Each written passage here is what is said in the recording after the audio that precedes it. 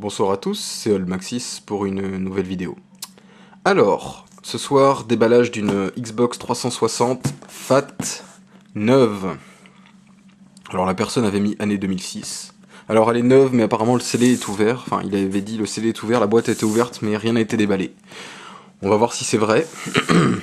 Tout ce que je peux dire, c'est que c'est une console HDMI, donc déjà c'est pas la première génération Xenon, hein, celle qui était très connue pour le fameux problème des 3 LED rouges.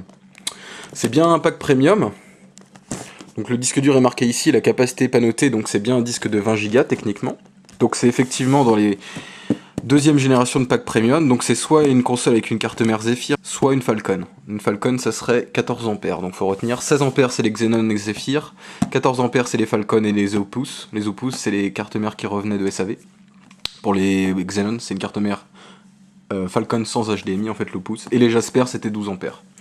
Voilà, donc sur ma chaîne, vous avez la vidéo de la Jasper que j'ai ouverte, alors là ça fait déjà 1 an et demi que je l'ai ouverte cette Jasper, mais voilà, donc le problème c'est que je voulais absolument avoir une Xbox 360 avec le Dashboard Blades non mis à jour, et le problème c'est qu'il faut trouver une console neuve parce que tout le monde l'a mis à jour. Voilà, alors moi je cherchais surtout la Xenon, le tout premier modèle avec, en fait autour du disque dur c'est chromé, sur les tout premiers modèles d'Xbox, alors je sais pas si on va le voir ici mais celle-ci va pas être chromée, voilà, on le voit pas, mais sur le côté du disque en fait c'était chromé comme le lecteur sur les tout premiers modèles d'Xbox, et ensuite ils ont enlevé ça, ils sont plus chromés. Et ça c'était que la toute première génération. Donc on va voir, je sais pas, il a mis 2006 sur l'annonce, mais je doute que ce soit une console de 2006, je dirais 2007-2008. J'espère juste avant qu'ils ont changé le dashboard, mais normalement oui, c'est bon. Donc du coup on va le voir tout de suite. Donc là qu'est-ce qu'elle me dit la console Xbox 360 System, donc c'est bien pour la vente en France. Console it's a gamepad made in China. Alors là il y a un truc qui me fait un peu peur, il est marqué 203 watts, et donc ça correspond à la Zephyr au niveau de la carte mère, donc c'est la carte mère qui est connue pour les 3 LED rouges. Donc c'est le cas, ça me fait un petit peu flipper. J'espérais que ce soit une Falcon, mais on va voir ça. Alors.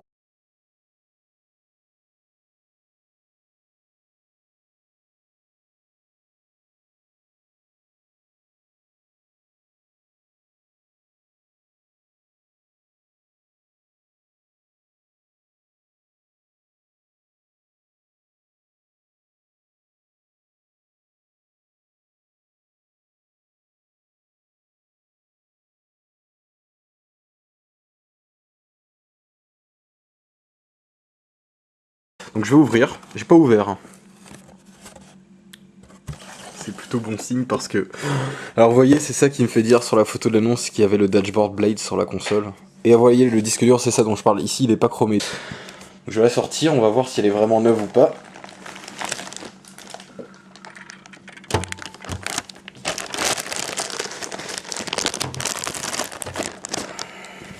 Donc il semblerait quand même que oui, la console semble neuve.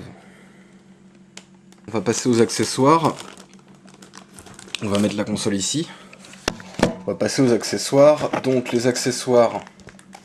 Donc on est bien en présence des anciens manuels, donc techniquement ça va me sauver ça parce que...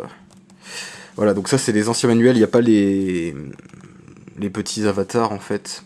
Donc techniquement on est bien en présence d'une console où je vais être susceptible d'avoir ce que je cherche, c'est-à-dire le premier dashboard de la console. Alors, on va mettre ça comme ça. Voilà, avec le petit Xbox Live de l'époque. Hop, pardon. Le petit logo Xbox Live. Et là, ça je ne sais même pas ce que c'est. Merci de lire ce qui suit. Des questions pendant cette phase d'installation. Ne vous en pas votre... Laissez-nous...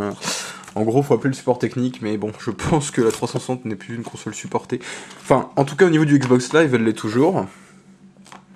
En ce qui concerne le reste, pas vraiment. Donc là, on va ouvrir comme ça. La boîte, elle a morflé hein, quand même, mais bon, on va ouvrir comme ça. Donc là, j'ai une manette. Elle est neuve, la manette. Je vais pas l'ouvrir, hein, mais elle est neuve en fait. On voit bien les picots, ils sont tout neufs.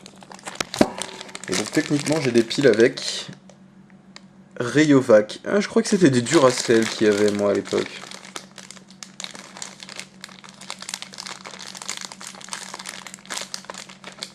C'est bizarre, les piles sont pas dans un petit sachet plastique. Si, les piles sont dans un sachet plastique aussi.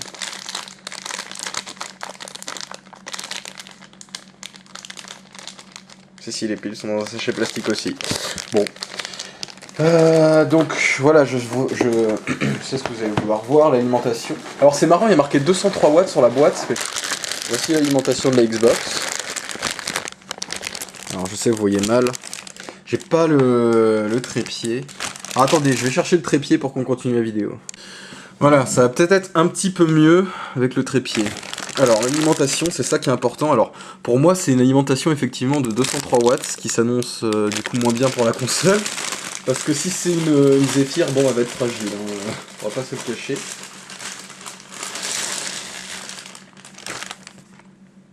Bon, ça me semble effectivement neuf. Et du coup, nous sommes sur une alimentation de 203 watts. Ouin, ouin, ouin, ouin.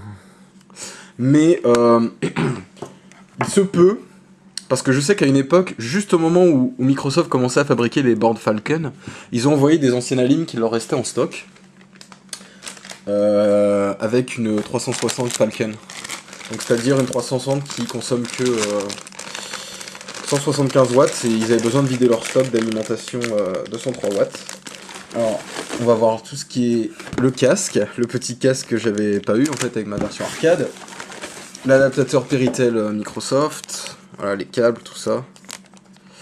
En fait, moi c'est surtout pour le dashboard que j'ai acheté la console, je vais pas vous cacher que jamais je le mettrai à jour. Il y a le câble Ethernet aussi, à l'intérieur du paquet.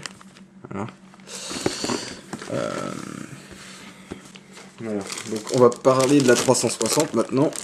Donc on va la retourner, première chose. Donc on voit effectivement que celle-ci a bien l'HDMI et qu'elle a été fabriquée en 2007.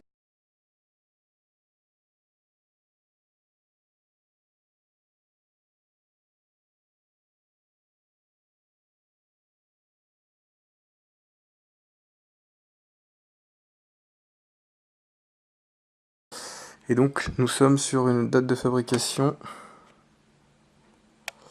9 septembre 2009.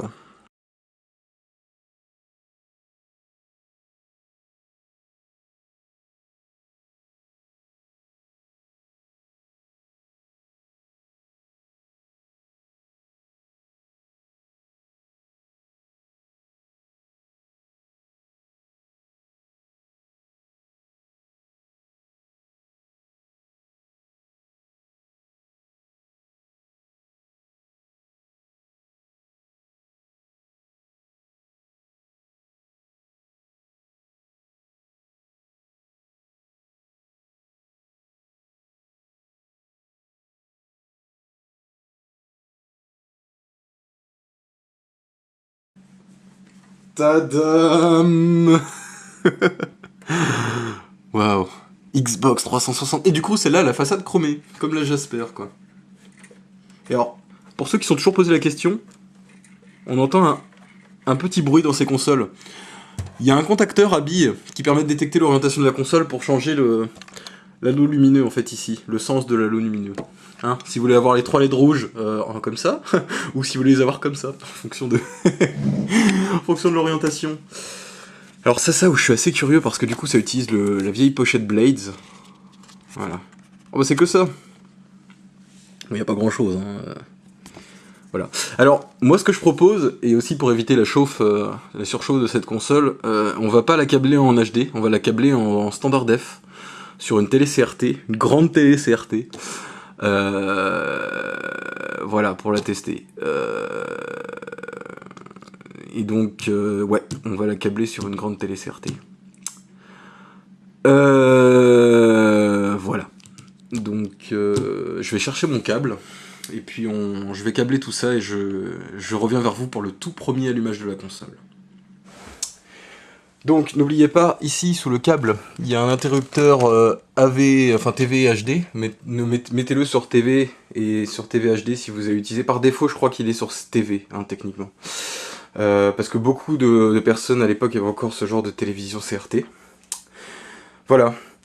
Donc c'est la Zephyr. Alors, je voudrais vous montrer juste ce que j'ai trouvé moi à l'époque. Alors moi à l'époque, j'avais pas la 3.6, mais j'ai mon meilleur ami à l'époque, il l'a acheté. Sa mère lui a acheté en fait pour Noël 2005, et donc il l'a acheté 3 jours après la sortie, quoi. Donc il a eu la télécommande DVD en bonus.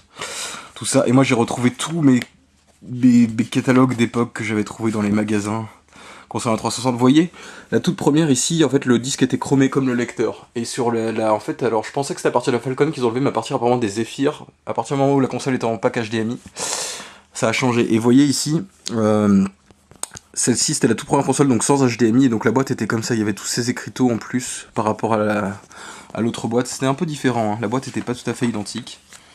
Voilà, donc les façades qu'on pouvait remplacer, les manettes. Alors elle est sortie à 399 € je crois, et 300 € et 299 € pour le pack où il n'y avait même pas la manette sans fil, rien du tout quoi. Voilà, donc j'avais le catalogue de la Fnac et les catalogues Micromania d'époque. Il y avait tous ces choses là, donc je vais la démarrer parce que je peux vraiment plus attendre. Et on va voir le premier dashboard de la 360 apparaître à l'écran si tout se passe bien. C'est parti.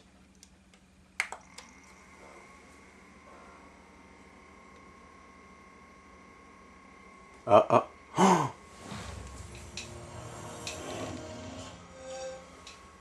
voilà, je reviens vers vous, je viens de synchroniser la manette. Bon, ça c'est une manette plus récente évidemment. Bienvenue dans l'interface Xbox 360. France. Créer un profil hors ligne. Ce dashboard, ça fait mais au moins 8 ans que je l'ai pas vu quoi. Alors, je sais que mon pote à l'époque, il avait pris... c'était quoi son avatar déjà? En plus, il y avait plein de thèmes super pour ce dashboard. Oh, je me rappelais pas qu'il y avait un paquet d'avatars. C'est l'avatar par défaut, ça. Qu'est-ce que je vais prendre, moi?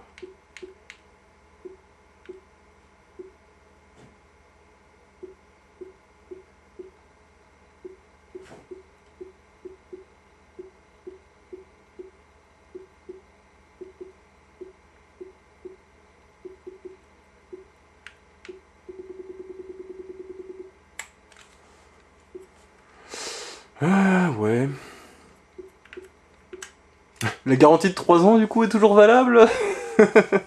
Sur toutes les 360 affectées par les trois LED rouges?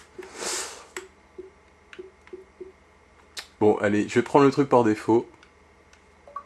Oh, oui. Régler les paramètres PAL. PAL 50, c'est bien, du coup, parce que ça va très bien au shutter de la caméra. Pas de contrôle parental, pas de paramètres de définition, quitter la configuration et ne surtout pas cliquer sur ouvrir le tiroir vu que je n'ai pas enlevé le plastique. Oh, oui, ce menu. Oui, j'ai payé super cher juste pour ça, je sais. Ça me manquait tellement. Écoutez, un dashboard sans pub. Il est parfait ce dashboard. 2006, Microsoft Corporation, tout droit réservé. 2.0, hop. 2.0.57.59.0. Galaga. Jouer la version de DC.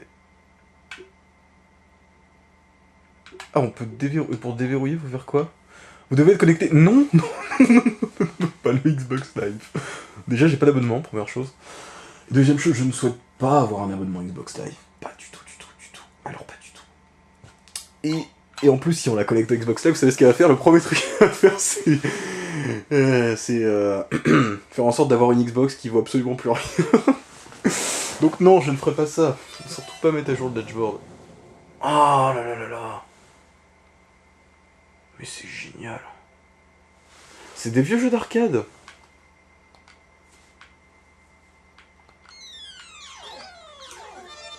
Alors, j'ai pas envie de l'enlever, en même temps j'ai envie de l'enlever. Je veux savoir si le lecteur va s'ouvrir et si la courroie n'est pas morte. Parce qu'un lecteur de cette époque, en général la courroie est... C'est le défaut des 360, c'est les courroies des lecteurs qui... Bon, ça va être le moment de vérité du lecteur. Est-ce qu'il va s'ouvrir? On va aller sur ouvrir le lecteur. Oh, du premier coup. Et alors, le lecteur étant un...